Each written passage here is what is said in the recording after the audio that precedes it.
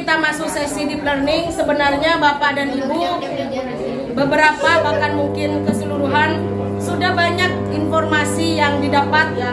Sudah belajar juga dari tayangan-tayangan di YouTube, di TikTok, dan di berbagai informasi lainnya tentang bagaimana penerapan deep learning. Betul ya? Ya. Jadi secara umum kita sudah punya gambaran seperti apa sih deep learning kayak gitu sebenarnya. Nah, makanya di awal ini mesti ada materi bagaimana kalau kita menerima hal baru, tentu ada perbedaannya. Ada yang berpendapat dengan deep learning ini misalnya apa boleh Pak Menteri, ya Pak. Ada juga yang dengan sukarela. Baik, pola pikir tetap. Ini yang harus lebih dulu ditanamkan kepada kepala sekolah dan guru-guru sebelum deep learning itu dihadirkan ke sekolah kita. Ya, kalau pola pikirnya tidak berubah, misalnya pola pikirnya tetap, seperti apapun hal baru yang datang ke kita, pasti tidak akan kita terapkan di sekolah. Pasti sebagus apapun itu akan percuma saja. Ya, sebagus apapun hal baru yang datang pada pendidikan kita itu akan percuma. Oleh karena itu, maka mindset adalah hal awal yang perlu kita perbaiki. Disadari atau tidak, kita terkadang berada di antara dua pola pikir ini. Kadang pola pikir tetap, kadang pola pikir bertumbuh atau berkembang. Coba kita cermati. Kalau yang pola pikir bertumbuh atau ada yang menyebut pola pikir berkembang, itu ketika hal baru datang, ya, dia akan melihat hal baru itu sebagai peluang untuk belajar. Wah, ilmu baru nih. Nanti saya pasti akan mendapatkan pelatihan baru dan menerapkan hal baru. Kalau pola pikirnya berkembang atau bertumbuh. Tapi kalau yang tetap, nah, ini sebagai ancaman. Karena semua boleh apa boleh ya. Kan ada yang seperti itu. Ngambil PC boleh. Nah, ada yang seperti itu. Kemudian responnya ketika ada kesulitan. Ini berbeda antara yang pola pikirnya berkembang atau bertumbuh dan pola pikir yang tetap. Kalau berkembang, dia tetap berusaha. Kalaupun gagal, dia coba lagi. Tapi kalau yang pola pikirnya sudah tetap, tak sana boleh, tak soal ya. Ini mesti, atau bahkan yang bilang bagi kasih ngode. Nah, biasanya gini, oh saya 4 hari lagi pensiun dah. Kayak gitu. Kalau pola pikirnya tetap, makanya kita harus sadari dulu kita berada di pola pikir yang mana. Ya, coba kita lihat. Ada beberapa pertanyaan ataupun pernyataan di sini. Kira-kira ini termasuk pola pikir yang mana? Pola pikir tetap. Nah, kita coba lihat. Pola pikir tetap seperti apa kata-katanya orang yang pola pikirnya tetap? Berak nambelako, terus lambung jelilah. Ya. Malas. Tak kober. Apa boleh jadinya tak pengaruh ke gejing. Nah, biar domak ala lambok jilah beki kasih ngode. Nah, mulai tuang. Ini adalah pola pikir tetap. Abu Jahal dan Umi Jahali ya. Ini adalah pola pikir tetap. Nah, kita lihat yang berikutnya. Kata-kata atau pernyataan ini adalah ciri-ciri dari pola pikir bertumbuh atau berkembang. Wah, boleh saya tahu seperti apa sih deep learning itu? Nah, atau dalam kesehariannya langsung searching dia, cari tahu apa sih deep learning itu, ya kan? Kemudian saya ingin tahu juga. Mari kita coba, mari kita belajar, mari kita lakukan. Oh, tidak ada salahnya kita mencoba. Tina lah bumayu aja Tina kok pada tak tahu. Itu adalah ciri pola pikir yang bertumbuh. Dan mudah-mudahan di ruangan ini pola pikirnya adalah sebagian besar bertumbuh. Coba yang pola pikirnya bertumbuh angkat tangan. Sekitar tunggu tamen. Ya. Ini harapan ya. Angkat tangan kanan. Semuanya katakan, saya adalah pendidik dengan pola pikir bertumbuh. Ulangi dengan tepuk dada. Saya adalah pendidik dengan pola pikir bertumbuh. Tepuk tangan dulu untuk kita semua. Nah, ketika pola pikir kita sudah bertumbuh atau berkembang, maka apapun hal baru yang baik untuk kita terapkan di sekolah, ya kita akan dengan nyaman melaksanakannya tanpa terbebani, tapi dengan rasa bahagia seperti yang disampaikan oleh Pak Kapit tadi. Senang-senang aja, apapun yang mau berubah, silakan mau ganti menteri setahun 5 kali juga kami siap, gitu ya Pak ya. Nah gitu. Jadi yang paling inti adalah bagaimana pola pikir kita sebagai pendidik itu bertumbuh. Nah kemudian gimana Bu? Kalau saya terlanjur selalu berada di pola pikir tetap, atau rekan saya selalu berada di pola pikir tetap, tanda ya ceketombu, tanda ya serang, misalnya. Nah ini ada beberapa cara yang bisa kita lakukan untuk beralih dari pola pikir tetap menjadi pola pikir bertumbuh. Yang pertama, sadari diri Pak. Sadari diri. Oh iya, saya selalu berpikir tetap karena ya saya mungkin karena sudah tua, tidak bisa IT. Kita menyadari apa yang sebenarnya terjadi pada diri kita, atau jarak rumah saya ke sekolah terlalu jauh sehingga ketika mau diajak belajar saya selalu malas. Nah itu, kenali diri sendiri.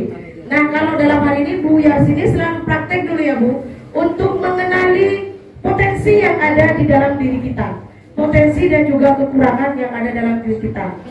Nah ketika kita sudah mengenali diri sendiri, baru kita kemudian ubah cara berbicara pada diri sendiri. Oh bicarakan aca-aca ke diri sendiri. Misalnya, Bu sampean bisa agak bayi RPP di Lerle. Bu tidak bisa.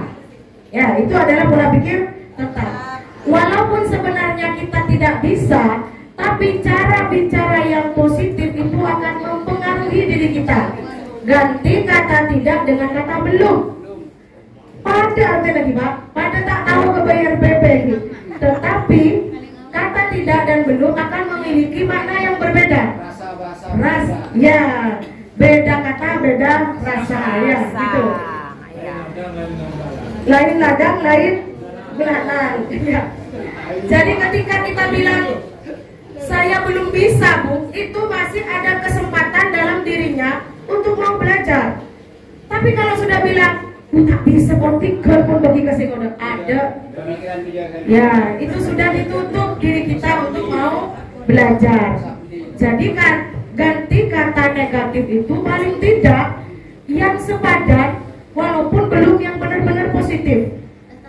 Ya, walaupun maknanya sama-sama tidak tahu, tapi dengan menggunakan kata belum itu membuat diri kita masih ada stimulus untuk belajar. Ya, tes lagi. Cek. Yang penting bukan setelah cek jangan cok ya Pak. Nanti cek cok. Setelah anak punya cek. Kalau diuangkan banyak, beda cek ya. Tidak ada cek. Ah, tidak ada. Wah, saya mati, saya bayar ada audio.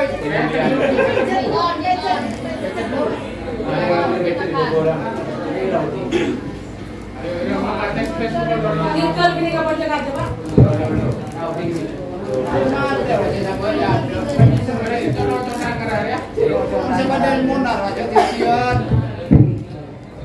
Saya ngocol berarti ilmu dalam Pak. Mendalam.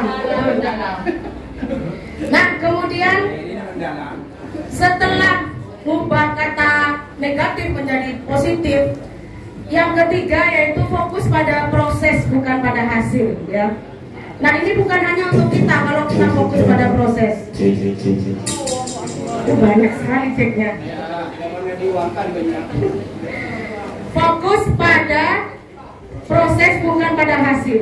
Kita seringkali memuji atau memberi apresiasi pada murid ketika dia berhasil dengan kinerja terbaik. Oh bagus, oh banyak carpenter. Tetapi kita jarang memberi apresiasi bagi siswa yang hanya dapat 70, padahal kemarin dia dapat 20. Ya enggak? Ya enggak. Jadi apa? Kita hanya terfokus pada hasil yang maksimal. Kita lihatlah, kita berikan tepuk tangan bagi Ananda Bilkis yang hari ini dapat 100. Ibu Yarsini, ya Nanda Yarsini misalnya, yang 100.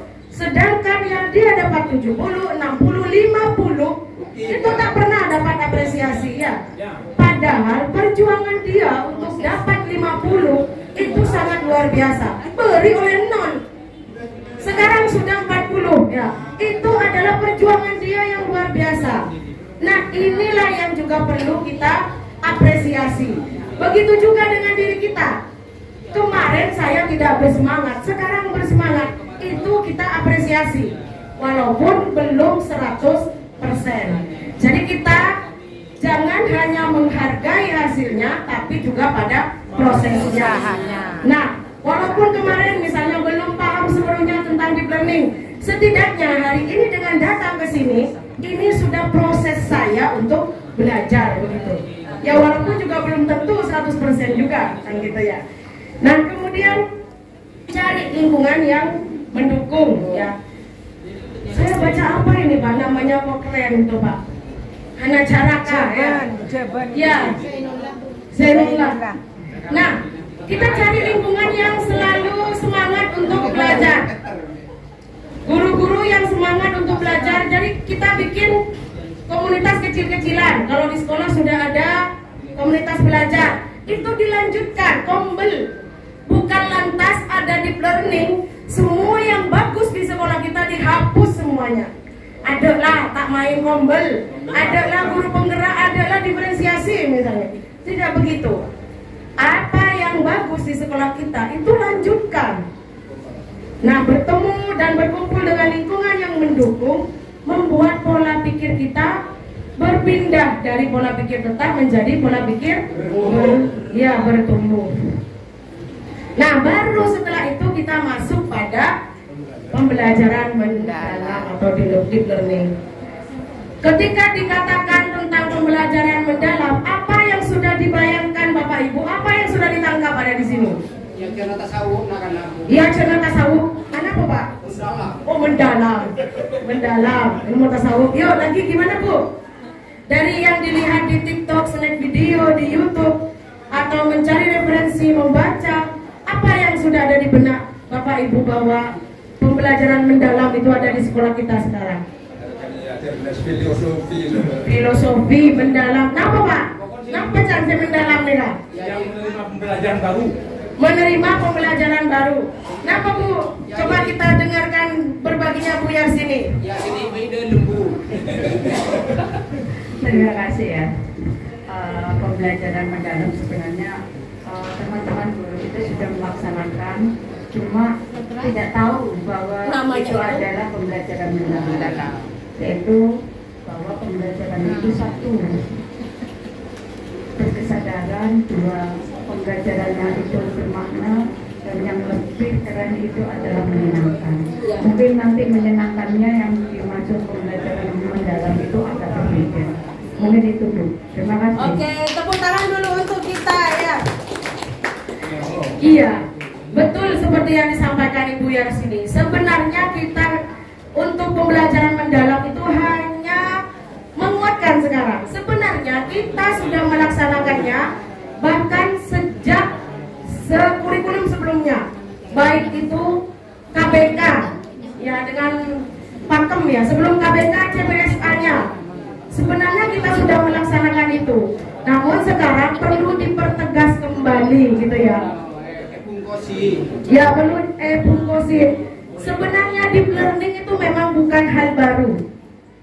Bukan hal baru. Tapi apa? Di kurikulum sebelumnya, pada kurikulum Merdeka dengan yang kita pelajari kemarin, itu ada membuat guru lupa, kebablasan saking merdekanya. Saking merdekanya tidak perlu menggunakan pedagogis, tidak perlu menggunakan metode pembelajaran. Ada yang sampai lupa begitu. Dina jaringan merdeka, apa cara guru? Nah gitu ya. Itu kemarin, apa cara sekolah? Kan merdeka setiap itu. Nah, di kurikulum yang sekarang tetap merdeka, tetapi pendekatan deep learning itu diberikan ke kita agar kita kembali menggunakan cara-cara atau metode pembelajaran yang memasukkan unsur pedagogis. Sambil boleh pedagogis, paenga. Yo angkui boleh selamba beda inquiry, ya kan? Beda apa lagi? Ya, misalnya problem based learning, beda apaan dan banyak lagi yang lainnya. Itu kita diingatkan kembali. Kalau di kurikulum sebelumnya, itu kita yang penting bahagia. Yang penting bahagia dulu, sehingga kemudian banyak yang menyalahartikan, adalah si penting bahagia, apa jangan anak-anak bahagia, gitu. Nah, sekarang ini yang kemudian lebih ditekankan menyenangkan itu yang seperti apa?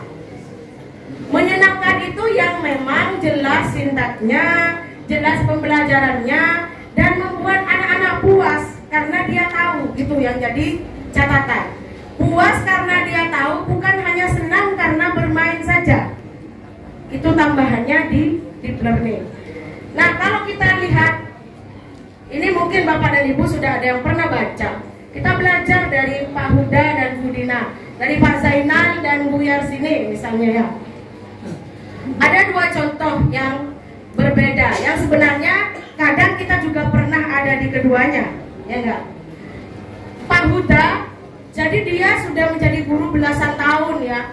Ngajar di sekolah itu setiap hari sudah seperti rutinitas yang bagi dia sebenarnya dia bosan. Ya kenapa? Setiap hari. Sekarang pelajaran halaman berapa? Anak-anak? Halaman 56. Oh ya sudah, baca dari halaman 56 sampai 100. Lalu kerjakan LK-nya dari nomor 1 sampai 50. Giliran dari pojok maju satu-satu, ya Pak. Saya tak tahu macam. Nah, ini adalah cara mengajarnya Pak Huda. Hasil akhirnya tergantung nanti ketika ujian. Mau temu nilai bila ujian dan Pak Huda. Dan arena dia mau aktif atau tidak, pokoknya mau temu ujiannya nanti nilainya bagus. Itu kalau Pak Huda. Sekarang kalau Bu Dina, dia mau mengajarkan konsep gravitasi dengan cara membuat parasut, membuat mainan, nanti dijelaskan, berdiskusi kelompok, maju ke depan. Nah, iya kan? Kita juga seperti ini kalau lagi semangat kan ya? Ya kayak gini, kayak Bu Dina. Nah, baru kemudian menganalisis dan hasil akhirnya bukan tergantung hanya pada ujian saja, tetapi pada proses mereka belajar, dan ini juga kita lakukan. Perbedaannya adalah kalau Pak Huda itu menggunakan prinsip pembelajaran di mana? Pak Huda suruh baca, LKS, kibaki di Budi. Ya betul. Jadi yang mendalam itu yang mana? Budina, dan itu adalah kita, ya enggak? Iya. Jadi apa yang dilakukan oleh Budina, yang juga dilakukan oleh kita di kelas. Bukan hanya fokus pada ceramah, kemudian mengerjakan LK, selesai. Gitu. Jadi intinya pembelajaran mendalam itu adalah pembelajaran yang memang sudah kita terapkan sehari-hari, yang menggunakan prinsip mindful, meaningful, dan joyful. Cuman nyamain saja. Oh, ada sekocak mindful. Ketika anak-anak kita ajak ke dalam kelas untuk berdoa bersama, ice breaking, ya enggak, tepuk-tepuk semangat, ya enggak. Nah itu mindful. Kemudian hanya menghafal, membaca. Tapi lebih dari itu mereka diajak praktek langsung ya, berdiskusi bersama, mengeksplorasi, eksperimen, itu sudah meaningful. Nah, baru kemudian kita gunakan cara-cara yang menyenangkan, mengembirakan. Kalau anak-anak beraktivitas itu rata-rata pasti menyenangkan. Kun layajat keluar kelas, mereka pasti bahagia sudah. Ya, perak bener ya Bu. Bawa, ayo sekarang kerjakan LK. Walaupun kerjakan LK keluar dengan cara yang berbeda, mereka pasti bahagia. Jadi ini yang sebenarnya diharapkan, bagaimana mindful, meaningful, dan joyful itu kita terapkan. Banyak boleh, mungkin pada guru-guru saya kalau main atau kebablasan, saking mengembirakannya sampai lupa bahwa mereka harus diskusi, harus presentasi, harus bereksperimen begitu. Jadi intinya pembelajaran mendalam itu memang sudah ada sejak dulu. Bagaimana prinsipnya adalah mengembirakan anak-anak. Seperti itu Bapak dan Ibu. Nah, kalau latar belakang tidak perlu diperbanyak, sama aja ya. Mesti setiap kurikulum punya latar belakang. Ya, seperti ini. Nah, ini pembelajaran mendalam, berkesadaran, bermakna, mengembirakan tadi. Kemudian olah pikir, olah hati, olah rasa, dan olahraga.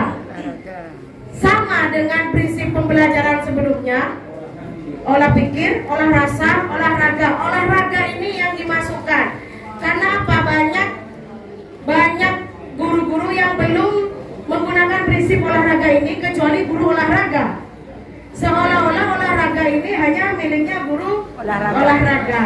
Nah, di pembelajaran mendalam ini, keempat pilar ini dimasukkan dalam pembelajaran. Ya, pikirannya, kemudian hatinya. Nah, kenapa ada bedanya antara hati dan rasa? Gitu ya. Kan sama-sama di dalam dada misalnya. Nah, kalau olah hati Bapak dan Ibu lebih pada penilaian atau norma. Mana yang baik, mana yang tidak baik, itu masuk dalam olah hati. Kalau olah rasa lebih pada keindahan atau estetika. Masih agak pot selebur, itu lebih pada rasa seperti itu. Nah, yang keempat olahraga. Nah, ini ya harapannya juga semua mapel melakukan ini, ada olahraganya, ada gerakannya. Jangan hanya duduk-duduk di bangku sampai siang misalnya. Jadi ada gerakan, ada pergerakan di dalam kelas kita. Nah, untuk menuju 8 profil lulusan. Kalau tahun sebelumnya profilnya ada 6 yang disebut dengan profil pelajar Pancasila, sekarang menjadi 8. Sama saja, hanya ditambah 2 ya. Kita lihat. Senam kita hafal ditambahin 2. Senam kita hafal ditambahin 2. Kita lihat keimanan dan ketakwaan terhadap Tuhan Yang Maha Esa. Ini sama tidak? Ya, sama. Kemudian kewargaan. Ada sama, ada beda. Cuman beda bahasa. Kalau kemarin kebinekaan global, sekarang kewargaan. Penalaran kritis ada. Kreativitas, kolaborasi ada. Beda nama, kemarin gotong royong, sekarang kolaborasi. Pada berinya ya. Kemudian kemandirian ada. Kesehatan. Nah, kesehatan ini yang baru. Kesehatan dan komunikasi. Kalau sebelumnya belum ada komunikasi, jadi anak-anak lebih fokus pada 6 ini, tapi tidak bisa berbicara dengan temannya. Nah, makanya sekarang dimasukkan komunikasi ini. Mungkin komunikasi kolaborasi yang Kalau dulu gotong royong Pak. Kalau yang kolaborasi kan 6 Pak, ada kesehatan. ya, jadi sekarang 8 begitu. Nah, ini berkesadaran, bermakna, mengembirakan sama ya. Berkesadaran, kenapa harus berkesadaran? muridnya juga harus sadar. Sadar seperti apa? Sadar bahwa saat ini kita berada di kelas ini untuk bersama anak-anak, fokus ke anak-anak. Seperti yang Pak Taufik tadi bilang, jangan sampai kita terganggu oleh kepentingan lain yang ada di kelas kita. Contoh, pas Bu Guruna mohon maaf bila main HP, nah berarti pikirannya masih ada di luar, berarti belum sadar sepenuhnya, tak fokus. Makanya berkesadaran ini penting untuk guru dan juga siswa. Nah, bagaimana caranya agar berkesadaran? Banyak yang dilakukan. Salah satunya adalah kita memasukkan pembelajaran sosial emosional dulu ya. Sosial emosional. Sebelum masuk anak-anak berdoa. Itu masuk kan sosial emosional. Kemudian juga tanya kabar. Emosinya seperti apa di luar. Ada yang sedih hari ini. Nah, itu salah satu cara agar mereka berkesadaran. Saya sedih Bu, kenapa?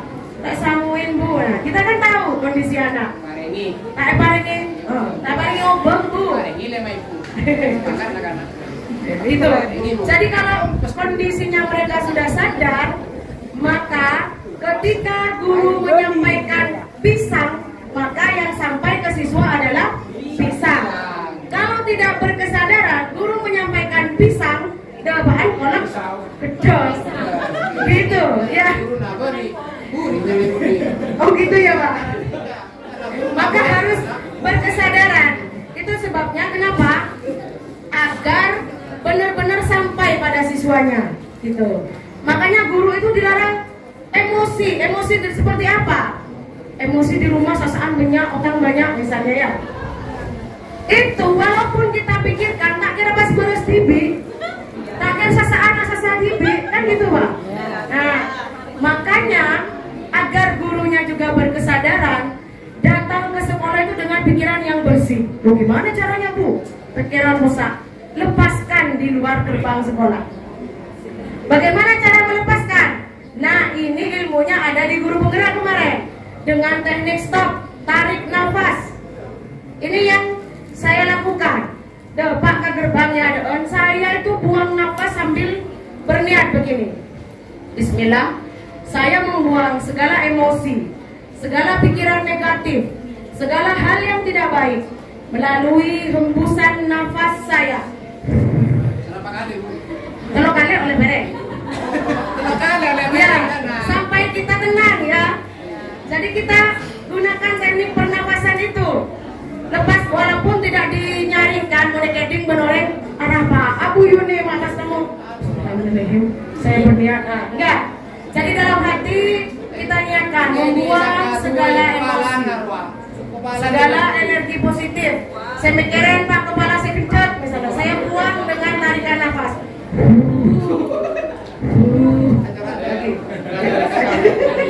Kan Senin bukan serobongan Itu adalah cara ya.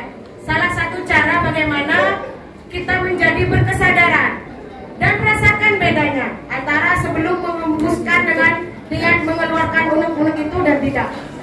Karena setiap orang pasti punya beban pikiran, apalagi yang anxiety, macam-macam. Jadi coba dengan cara seperti ini, nanti ketika berada dalam kelas bisa berkesadaran dan semakin mengembirakan. Karena kalau gurunya banyak pikiran, tak kira mikirin murid. Iya kan? Guruna ataukah anak-anak ataukah dalam tanda kutip. Kan mesti pagi-pagi masih drama. Mandi jauh, marah. Dan marah itu emosi yang tidak sampai tuntas akan terbawa ke kelas. Murid terberak tanya, "Nih kan nomor 5, apanya murid bilang?" Padahal sebenarnya dia tidak mau marah pada murid, tapi karena tumpukan emosi belum keluar, terbawa. Maka ini bisa dilakukan. Bisa perapaan mangkada dari Roma. Bismillah, saya berniat membuang segala emosi negatif, segala kebencian saya kepada kepala sekolah saya, kepada kepada guru saya yang selalu iri hati kepada saya. Saya niat membuangnya semua. Gitu. Serok tak punya pas mereka ya. Para adena. Para 38. Ini kau jen Karena sana. Oke. Kalau esensinya sama, capaian pembelajaran terbaru, ada yang sudah membandingkan dengan sebelumnya. Ada yang sudah menerima filenya tapi belum dibaca. Iya, permen nomor 13. Ya, tidak ada bedanya. Emang betul Pak. Iya. Tidak. Betul sekali, dari peserta didik ke murid. Jadi untuk CP-nya sebenarnya tidak ada perbedaan mendasar. Jadi buku yang ada di sekolah Bapak Ibu aman. Tidak ada perbedaan mendasar. Hanya ditekankan bagaimana pembelajaran mendalam itu diterapkan. Sebenarnya buku yang kita terima, buku yang terutama yang dari Erlangga, sejak dulu sudah menerapkan deep learning. Contoh, ada scan barcode, ada nggak? Tonton video melalui link berikut, ada nggak? Nah itu adalah bentuk pembelajaran deep learning. Setinak kanak menikun soro maca, buku nama loro. Sesekali diselingi dengan nonton video, nonton YouTube, atau ada link materi yang ada di link tersebut. Itu adalah salah satu bentuk deep learning, pembelajaran mendalam. Nanti dicek di buku Bapak Ibu di sekolah masing-masing, ada tidak? Tapi kembali lagi pada mindset. Sebagus apapun bukunya, turun apapun mindset dan pola pikir, tetap tak kira aube. Ya betul. Abu Jahal, apalagi Abu Jahil Pak. Nah, kemudian ini juga prinsip yang masuk dalam kurikulum pendekatan pembelajaran mendalam. Memahami, mengaplikasi, merefleksi pada baik. Tapi perlu dicatat, perlu dibedakan bagaimana proses atau cara belajar kita di deep learning ini. Yang pertama, memahami. Memahami ketika siswa membaca, menonton tayangan, kemudian bercerita untuk mendapatkan informasi, itu masuk kategori memahami. Mari paham pas mengaplikasi. Kan gitu memang yang dilakukan. Yuk coba praktek. Yuk coba latihan. Yuk coba menggambar. Itu adalah proses mengaplikasi. Yang terakhir, merefleksi. Ini yang kadang kita lakukan, kadang tidak. Ya padahal ini adalah sangat penting. Merefleksi itu kita pada penreng attention, akacak. Bagaimana kita tahu bahwa lipstik kita itu salah sasaran kalau tidak melihat cermin. Nah, refleksi itu sebenarnya adalah cermin. Hari ini kita belajar apa sudah anak-anak, baru kemudian kita kuatkan. Bagaimana perasaannya? Senang tidak? Gitu, senang tidak dengan cara begini? Besok ingin pelajaran yang seperti apa? Itu pentingnya refleksi. Jadi kita bisa berkaca ke anak-anak. Nah ini sering, bukan cuma Bapak Ibu, kadang saya juga kebablasan, lupa, atau mau doa, atau mau mulai gitu ya. Ini ya, refleksi ini sudah ada. Sebenarnya sejak zaman dulu sudah ada refleksi, tapi belum maksimal kita laksanakan di kelas kita. Nah kemudian kognitif ya. Sekarang yang baru apa sih? Sekarang di PM itu yang apa yang baru? Praktek pedagogis masuk lagi. Itu yang baru. Jadi kalau kemarin tak usah sintak-sintakan, tak usah pembelajaran inquiry apresiatif, gak usah pembelajaran eksperimen, gak usah kalau sebelumnya. Yang penting mengembirakan, tidak perlu ada sintak. Kan gitu yang sebelumnya. Sekarang dia masuk lagi, diingatkan ke kita agar file-file yang dulu kita buang dibuka lagi. Dibuang sudah kan, dilupakan. Ya, sekarang kita buka lagi, masuk lagi pedagogis. Kemudian yang kedua, kemitraan pembelajaran. Nah, kolaborasi punya mana Oba? Kemitraan pembelajaran. Seperti apa? Kita dianjurkan untuk bermitra dengan pihak ketiga. Salah satu contohnya bermitra dengan guru lain di kelas kita, bermitra dengan wali murid, bermitra dengan komunitas sekitar. Contoh, sekolahan kita membeda tema untuk pengolahan sampah, gitu ya, pengolahan sampah. Maka kita bekerja sama dengan DLH sebagai narasumber atau sebagai informan. Tidak harus kemudian dia datang mengajar di depan, tidak. Kita bawa anak-anak ke DLH, lihat-lihat di situ. Itu sudah kemitraan. Paling dekat itu bisa menggunakan siswa kelas lain. Itu sudah cukup jadi kemitraan. Misalnya kelas 5 pinjam siswa kelas 6. Tutor sebaya, itu sudah masuk dalam kemitraan. Atau Bu Yuni, Bu Yani kerjasama dengan Bu Ida, satu sekolah. Bu, ayo jadi narasumber di kelas saya sebentar 5 menit untuk menyampaikan bagaimana perjalanan Ibu sampai menjadi sekarang, misalnya profesi misalnya. Itu sudah masuk kemitraan.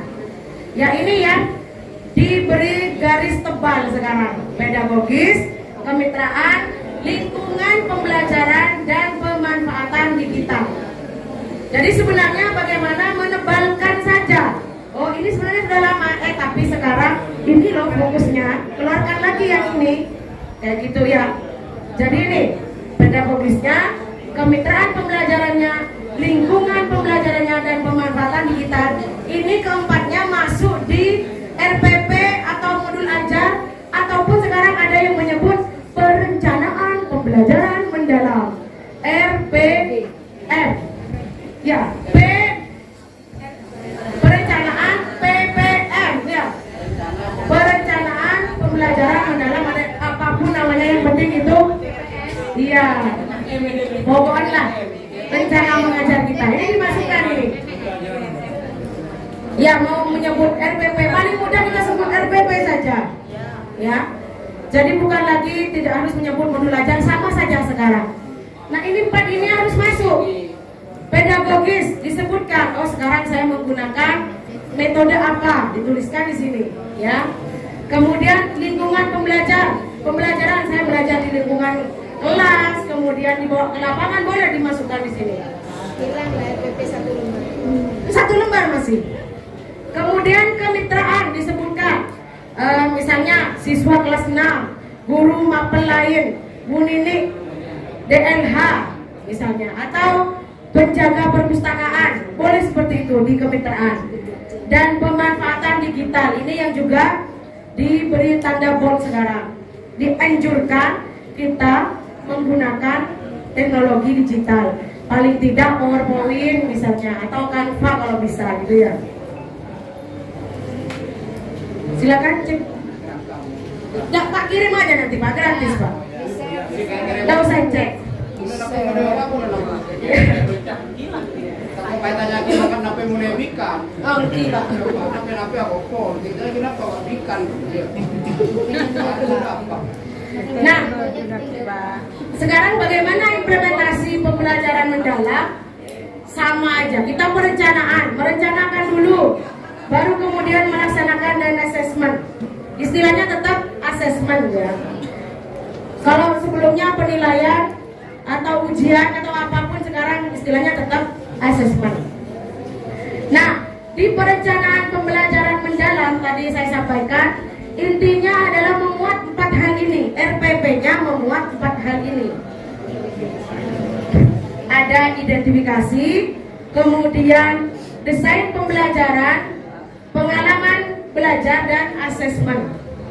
Ini yang harus ada di RPP-nya.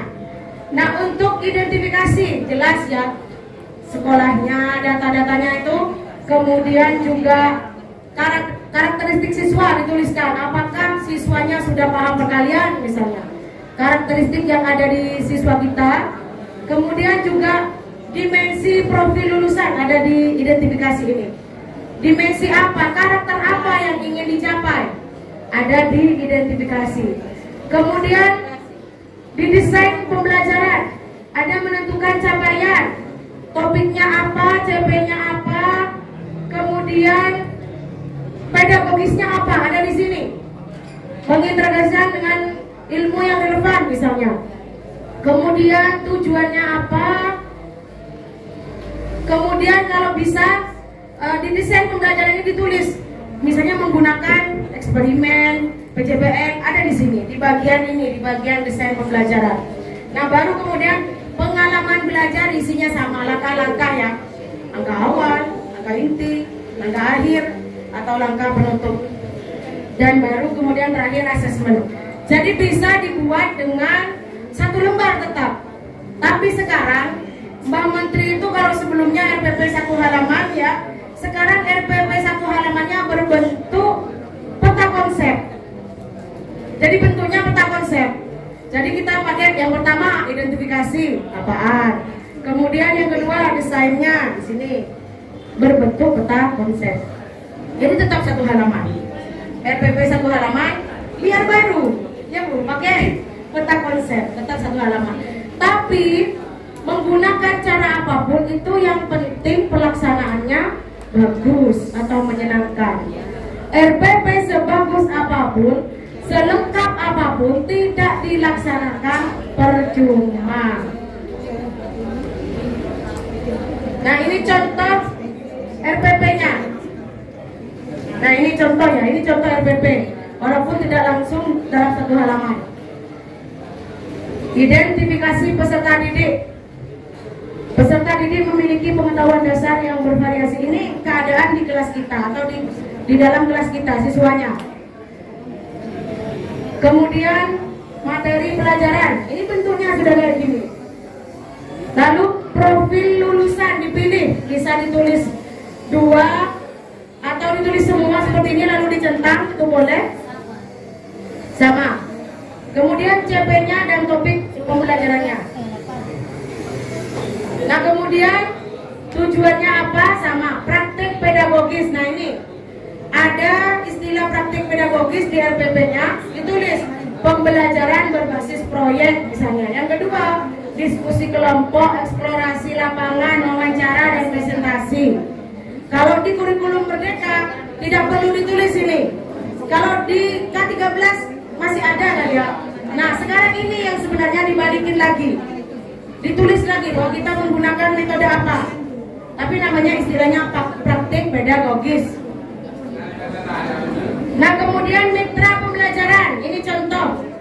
Komunitas Peduli Ciliwung misalnya. Komunitas Kata Bintang. Penjaga perpustakaan. Pengelola bank sampah Sungai Ciliwung. Masyarakat sekitar sungai. Ini contoh kemitraannya. Kemudian lingkungan pembelajaran. Ruang fisik, ruang virtual, budaya belajar. Masukkan sini. Kemudian pemanfaatan digital, ditulis kita menggunakan apa. Kalau tidak memanfaatkan ya sudah dicentang aja. Tapi tetap ada judulnya, tetap ada di kerangkanya gitu. Langkah-langkah pembelajaran sama aja, tapi didesain bagaimana ini lebih bermakna. Ya, berkesadaran, bermakna. Ini ditulis di sebelahnya, sama dijelaskan. Kalau menggunakan diferensiasi juga tetap ditulis itu, tidak perlu dibuat. RPP Bapak Ibu yang sebelumnya itu hanya diberikan keterangan saja. Oh, ini mendalam, berkesadaran, mindful, boleh begitu. Ya. Ya, kegiatan inti. Nah, di kegiatan inti ada memahami, mengaplikasi. Diberikan perbedaan saja. Oh, area fase memahami. Ketika anak-anak baca buku, mendengarkan guru bercerita, menonton tayangan YouTube, itu memahami. Baru kemudian mengaplikasi. Ketika melaksanakan tugas, misalnya praktek, itu mengaplikasi. Nah, merefleksinya bisa di inti, tapi juga bisa di penutup. Ditaruh di penutup kayak gini. Nah, dan terakhir adalah asesmen pembelajarannya sama aja. Asesmen awal ini sekarang disebut dengan asesmen awal Bapak dan Ibu. Kalau sebelumnya disebut asesmen diagnostik, sekarang istilahnya asesmen awal. Kenapa?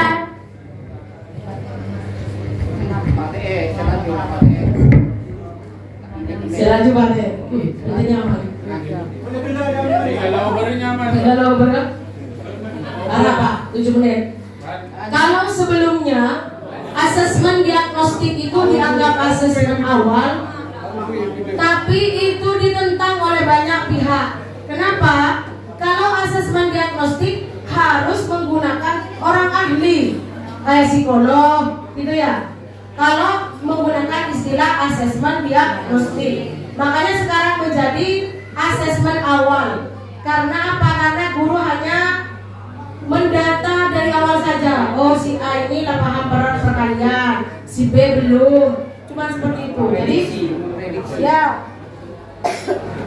jadi data awal saja. Atau diberikan contoh soal dulu, siapa yang bisa menjawab, berarti oh ini berarti sudah bisa perkalian, yang lain belum, kayak gitu.